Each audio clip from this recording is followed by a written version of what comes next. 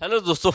जय हिंद। मैं Nandlal Vishwakarma Nandlal study research centre फिर से आपका स्वागत करता हूं। श्रीमान, जैसे कि आप सभी जानते हैं, आज का अपना जो टॉपिक रहेगा, how to become an IAS officer. IAS कैसे बने, आईएएस कैसे बने, पूरा डिटेल समझना हमें। अगर आपके मन में पूरा बचपन से ही मुझे आईएएस ऑफिसर बनना है, या फिर आईपीएस बनना है, या फिर आईआरएस बनना है, या फिर आईएफएस बनना है, पीसीएस अधिकारी बनना है, ठीक है, तो आप वीडियो को देखिए, काफी अच्छा लाभदायक होगा। और ये भी बात है, अगर आप बिल्कुल नहीं भी सोच रहे हो तो भी फिर भी वीडियो देखिए, काफी अच्छा जानकारी, कुछ ना कुछ तो बहुत बहुत इंपॉर्टेंट जानकारी मिलनी चाहिए। क्योंकि आपको पता है, पूरी भारत लेवल के सबसे उच्च पद का एक जॉब होता है, कौन सा सरकारी जॉब होता है, जो आईएएस होता है, पीसीएस वाला, अलग अलग जैसे मैंने बताया अभी, ठीक है।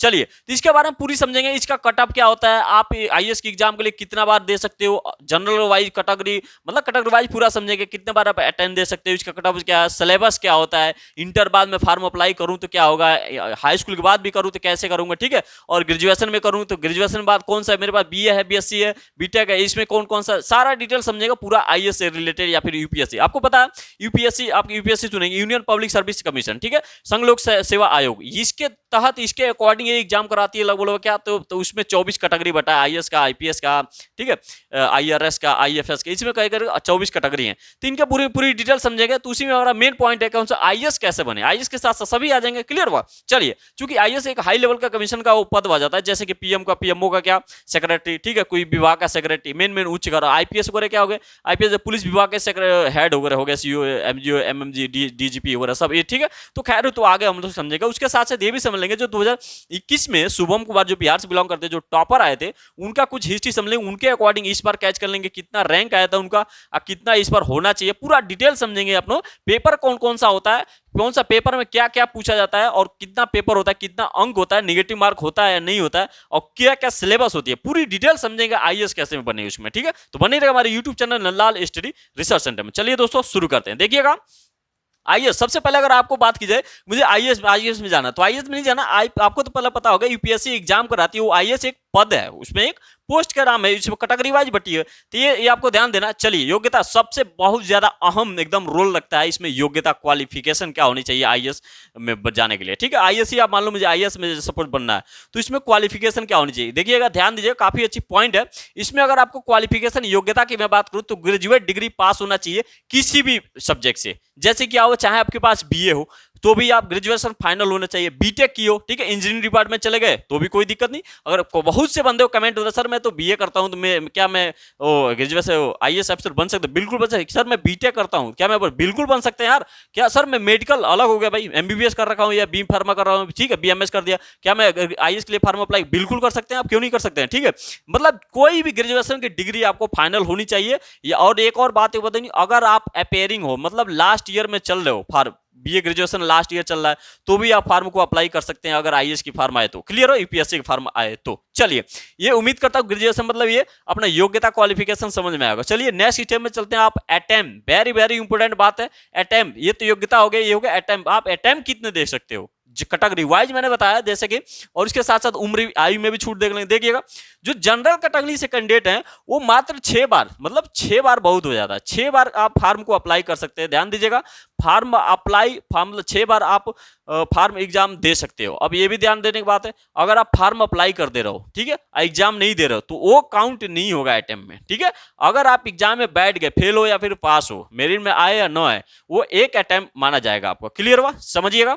जनरल कैंडिडेट के लिए 6 बार आप अटेम्प्ट दे सकते हैं, और वहीं पर अगर ओबीसी कैंडिडेट हो तो उनके लिए 9 बार आप अटेम्प्ट, 9 बार एग्जाम को यूपीएससी को दे सकते हैं। क्लियर है। और एससी एसटी से बिलोंग करते हैं आप, तो नो लिमिट, असीमित है, ठीक है, उसका कोई लिमिट नहीं है, आप लास्ट तक भी दे सकते हैं। जैसे अब यहाँ पे एक और आता है पीएच, फिजिकल हैंडीकैप, दिव्यांग यानी कि विकलांग हो रहे, विकलांग कैंडिडेट अगर जनरल कैटेगरी की जो है वो भी क्या 9 यानी कि 9 बार भी अटेम्प्ट दे सकते हैं। अगर पीएच विकलांग कैटेगरी, अन्य अदर मतलब ओबीसी हो गए, एससी हो गए, एसटी हो गए, इनके लिए कैटेगरी वाइज अलग अलग, जैसे कि ऊपर दिखा रखा है। क्लियर हुआ। चलिए, अब तो ये हो गई भाई अटेम्प्ट की बात क्लियर हो गया। इसके साथ साथ तब हम एक वाले एज कितनी होनी चाहिए सर, जब ग्रेजुएशन फाइनल करो तो भाई 18 साल तो क्रॉस ही होगा, तो आपका मिनिमम एज 21 होना चाहिए, 18 नहीं 21, मिनिमम एज 21 वर्ष होना चाहिए। सभी में आप देख सकते हो 21 में, यानी कि जनरल कैडेट के लिए आपका छूट है 21 से लेके 32 वर्ष तक। आप 32 वर्ष तक लास्ट क्या हुआ आई उम्र में आप दे सकते हो क्या, यूपीएससी के एग्जाम, यानी कि आईएएस अधिकारी बन सकते हो, आईपीएस अधिकारी बन सकते हो। क्लियर हुआ। 21 से 32 हो गया जनरल कैंडिडेट के लिए, ठीक। और ओबीसी अगर आप कैंडिडेट हैं तो 21 से लेकर 35 हो गया। क्लियर हुआ। और यही बात करें एससी और एसटी बिलोंग करते हैं, तो आपका 21 से लेकर 37% तक होने चाहिए।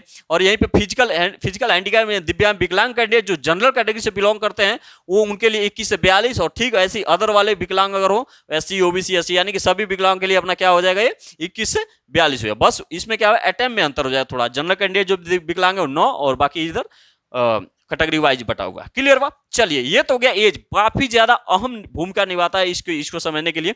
अब दूसरा आगे बात करें इसकी चयन प्रक्रिया, सिलेक्शन प्रोसेस क्या है प्रोसेस कि हम भाई लास्ट में जाके IAS अधिकारी बन जाए। क्लियर हुआ? इसका ये प्रोसेस है, पहला आपको प्रारंभिक यानी कि प्रीलिमिनरी यानी कि जो कहते हैं प्री एग्जाम, प्रीलिमिनरी एग्जाम बोलते हैं, वो पहला होगा, प्री एग्जाम होगा, तब मेंस होगा यानी कि मुख्य एग्जाम होगा, लास्ट में आपका होगा इंटरव्यू। ठीक है? और इसमें कुछ नंबर हैं जो 400 नंबर प्री एग्जाम में होते हैं, अंक मिलते हैं, और मुख्य एग्जाम में 1750 और सरकार में इंटरव्यू में 275 नंबर मिलते हैं, और ये नंबर लास्ट में जाके मेरिट बनता है। क्लियर हुआ? ये नंबर मैंने आगे दिखा रखा है, समझिएगा। चलिए ये उम्मीद करता हूं यहां तो समझ में आएगा। अब हम बात कर लेते हैं इसकी सिलेबस के बारे में।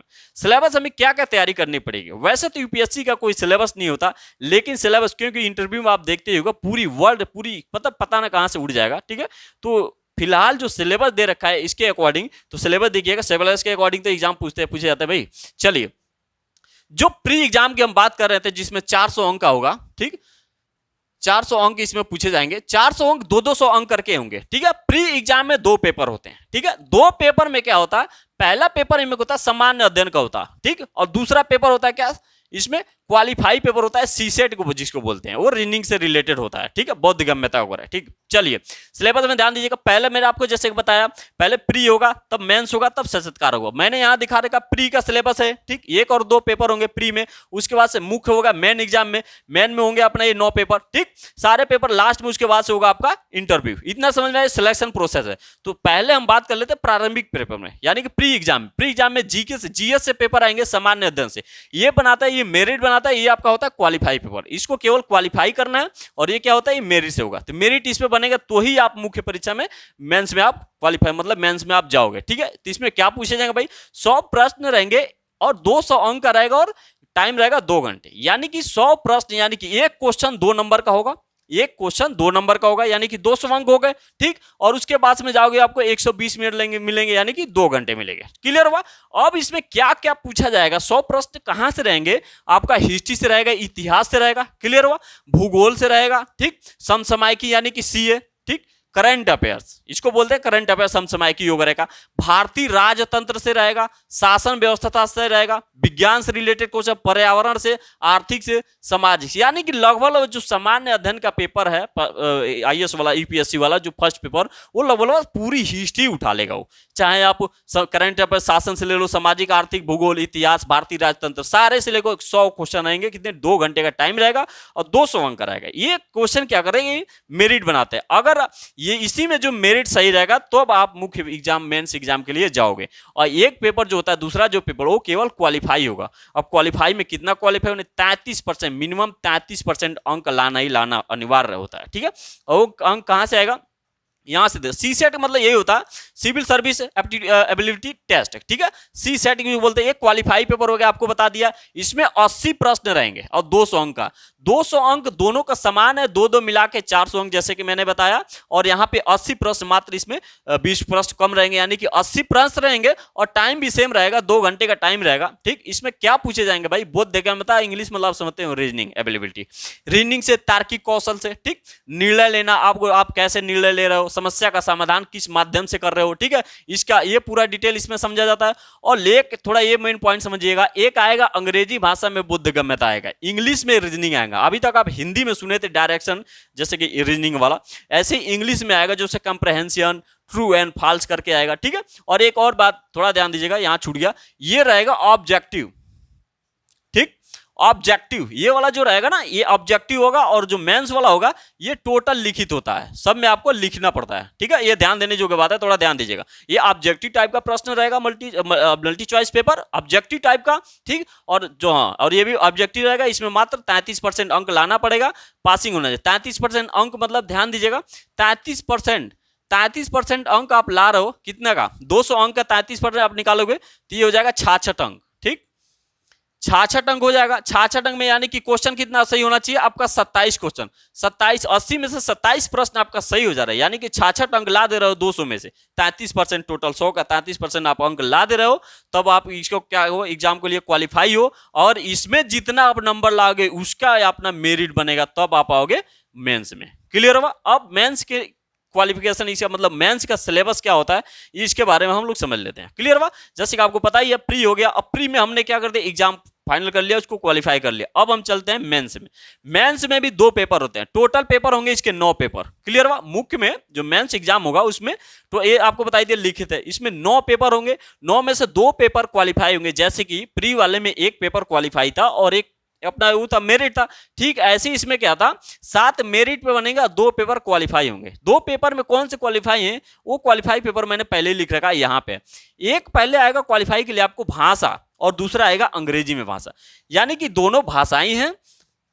आपको संविधान के आर्टिकल 8वीं अनुसूची, मतलब संविधान के 8वीं अनुसूची आप पढ़ेगा, उसमें भाषाओं का वर्णन किया गया है। ठीक है, अभी वर्तमान में 22 भाषा है, जैसे सेंथाली वगैरह, बोडो वगैरह, डोगरी, डोगो, ये हिंदी, उर्दू, सर ये मतलब लगभग 22 भाषाएं अगर 8वीं अनुसूची में, ये 300 नंबर किसी भी उसी भाषाओं में से किसी भी आपको अपने अकॉर्डिंग चूज कर सकते हो, अपने अनुसार, अपने लोकल भाषा नहीं। अब आपको बता दिया संविधान के जो 22 भाषा, उस भाषा में कोई भी, चाहे हिंदी चूज कर लो आप, ठीक है, चाहे डोगरी चूज लो, चाहे अपना वो संथाली चूज कर लो, ठीक है। ये इन भाषाओं में से आपको कोई जो भी अच्छा लग रहा है, जो अपने अकॉर्डिंग है, जो 22 भाषाओं हैं, उन संविधान 22 भाषाओं में से कोई सी एक भाषाओं को चूज करना है, जो कि इसमें से 300 अंक का प्रश्न आए जाएंगे। और यही अंग्रेजी दूसरा जो पेपर होगा क्वालिफाई पेपर वाला, वो 300 नंबर का होगा, वो भी 300 का ही होगा, लेकिन अंग्रेजी में होगा, वो आपको कंपलसरी अंग्रेजी में ही लिखना पड़ेगा। ठीक है, चलिए ये तो हो गया मुख्य परीक्षा। मुख्य परीक्षा में हमने बता दिया क्वालिफाई पेपर का। क्वालिफाई पेपर के अलावा मैंने बताया था जैसे कि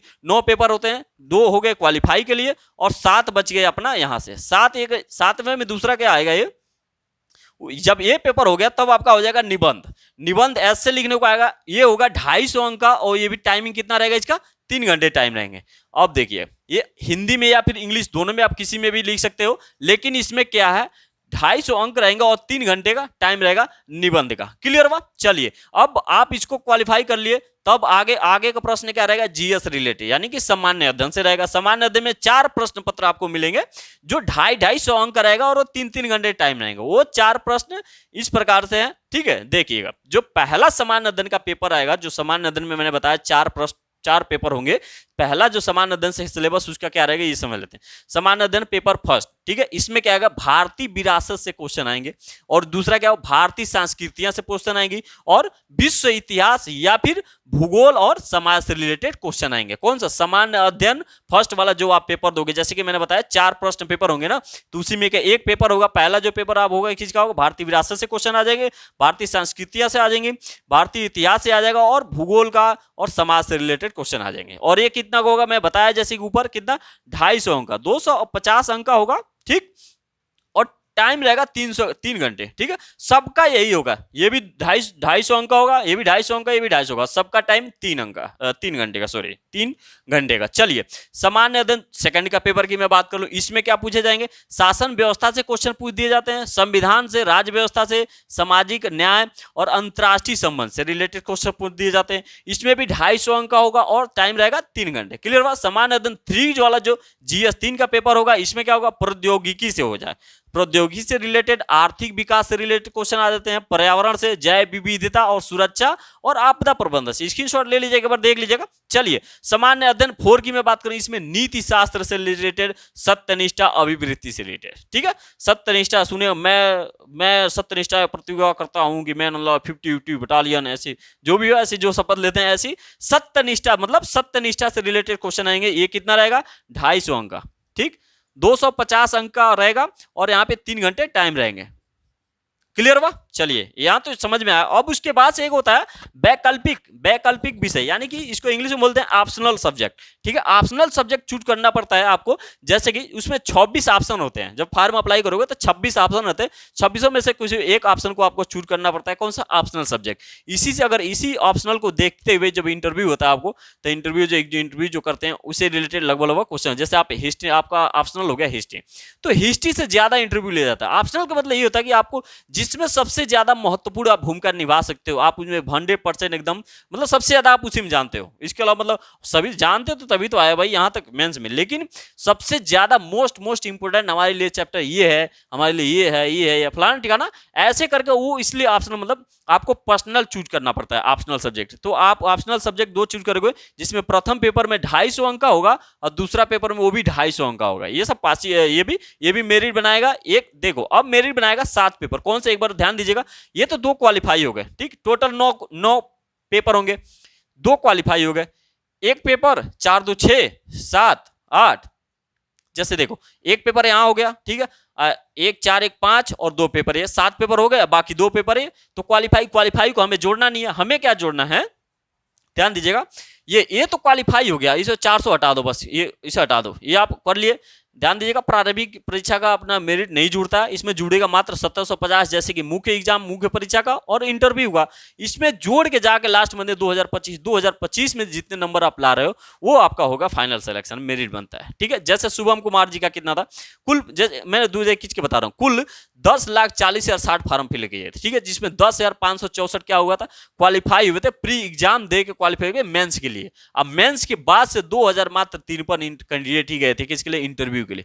2053 में से 761 कैंडिडेट का क्या हुआ था, पूरा चयन होता, जिसमें कि 545 मेल कैंडिडेट थे और 216 फीमेल कैंडिडेट थे। और वही मैं बता दूं आपको शुभम कुमार जी का कितना नंबर था, शुभम कुमार जी के 1054 नंबर था, कितना 2025 में से, टोटल आपको बताया, इसको काउंट करोगे आप तो 2025 आएगा, ठीक है, ये 2025, तो इसमें लगभग 50% के करीब में 1054 लाए थे अपना रैंक, 1054 नंबर था उनका, इंटरव्यू सब मिला के। इंटरव्यू जैसे कि आपका क्या हुआ था 878 तो मेंस में आया था, 800 ये सारा जुड़ा मिलके 878 मेंस में आया था और इंटरव्यू में आ गया था उन्हें 176, ये सब मिला के कितना हो गया 1054। ऐसी जागृति अवस्थी का आप देखेंगे सेकंड रैंक जो आया था, टॉपर वो भी थी, 859 उनका मेंस में आया था। और वहीं पर उसकी बात करें जो 193 उनसे ज्यादा शुभम कुमार से ज्यादा लाए थे इंटरव्यू में, ठीक है, लेकिन उसमें मेंस में थोड़ा कम लाए थे, इसके अकॉर्डिंग थोड़ा 1052 नंबर आए थे, 2 नंबर से कम उनके सेकंड आ गया था, ठीक है। तो ये था अपना कुछ आईएएस कैसे बने, उम्मीद करता हूं समझ में आया होगा। एक बार थोड़ा ध्यान दीजिएगा, रिकॉल कर लेते हैं, थोड़ा और टाइम लगेगा, मात्र रिकॉल 2 सेकंड में। देखिएगा ग्रेजुएशन डिग्री कोई भी डिग्री से आपको फाइनल होने, चाहे बीए हो, बीएससी हो, बीटेक हो, एमएबीएस हो, कुछ भी हो, ठीक है। आपको अपेयरिंग वाले छात्र भी अप्लाई कर सकते हैं, क्लियर हुआ। अटेम्प्ट आपको बता दिया, जनरल कैटेगरी के लिए 6 बार अटेम्प्ट दे सकते हैं, ओबीसी 9 के लिए और एससी एसटी के लिए कोई लिमिट नहीं है। और यहीं पे फिजिकल हैंडिकैप जनरल करने की जो बिलोंग करते हो 9, और वही फिजिकल हैंडिकैप यानी कि दिव्यांग वाले हैं जो अन्य अदर कैटेगरी, उनके कैटेगरी वाइज अलग अलग बांटे गए। इनका एज की मैं बात करूं, जनरल कैटेगरी 21 से लेकर 32 वर्ष तक अपना फॉर्म अप्लाई कर सकते हैं, भर्ती आईएएस ऑफिसर बन सकते हैं, ठीक है।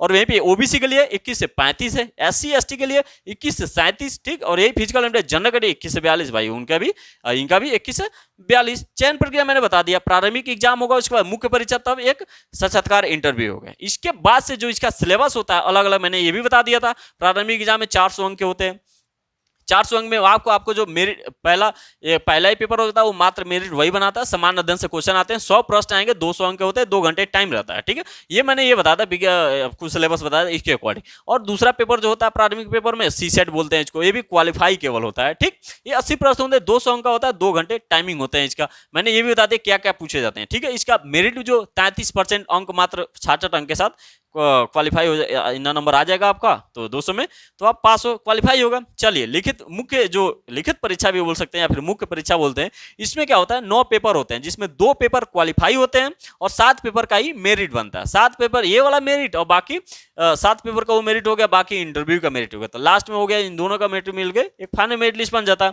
इसमें मैंने बताया था जो क्वालिफाई पेपर होते हैं, एक भाषा से रिलेटेड होता है, जो संविधान के कितना 22 भाषाओं में से किसी एक भाषाओं पर रिलेटेड आपको ऐसे लिखना पड़ता है 300 अंक का। और वही अंग्रेजी भाषा में एक दूसरा कंपलसरी होता है, दोनों भाषा ही है लेकिन 300 अंक का ये भी लिखना पड़ता है। मैंने बताया ऐसे लिखने पड़ते हैं। ऐसे क्या रहेगा, ऐसे में निबंध आएंगे आपको 250 अंक का, 3 घंटे टाइम रहेगा, क्लियर हुआ।